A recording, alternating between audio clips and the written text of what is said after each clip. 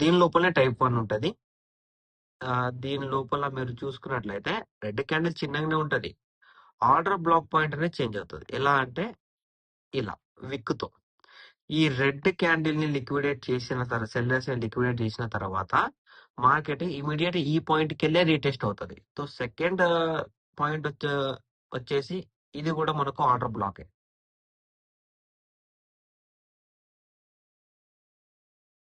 ఇది రేర్, ఇది చాలా రేర్, అంత ఇంపార్టెంట్ ఉండదు. ఓకే, సో దీని మీద ఎక్కువ ఫోకస్ చేయొద్దు. మనం ఫోకస్ దేని మీద ఎక్కువ చేయాలి అంటే ఈ పాయింట్ మీద, ఈ ఆర్డర్ బ్లాక్ మీద మనం ఎక్కువ ఫోకస్ చేయాలి. ఈ పాయింట్ మీద మనం ఎక్కువ ఫోకస్ చేయాలి. ఇది మనకు రెగ్యులర్, ఇది రెగ్యులర్ ఉంటదండి. ఎప్పుడైనా మీరు గుర్తుపెట్టుకోండి, ఆర్డర్ బ్లాక్ జరగాలి అంటే అక్కడ ప్రీవియస్ బ్రేక్అవుట్ అయినా ఉండాలి, లేకపోతే previous indirect break down point అయినా ఉండాలి. ఈ 2 పాయింట్స్ ఉంటేనే బ్రేక్అవుట్ ఆర్డర్ బ్లాక్ అనేది వ్యాలిడ్. దీని రూల్ వచ్చేసి ఆర్డర్ బ్లాక్ కాగానే మనం ఎంట్రీ తీసుకోవాలి. ఓకేనా అండి? అండ్ దీని లోపల మీరు ఇంకోటి అబ్జర్వ్ చేయాలి.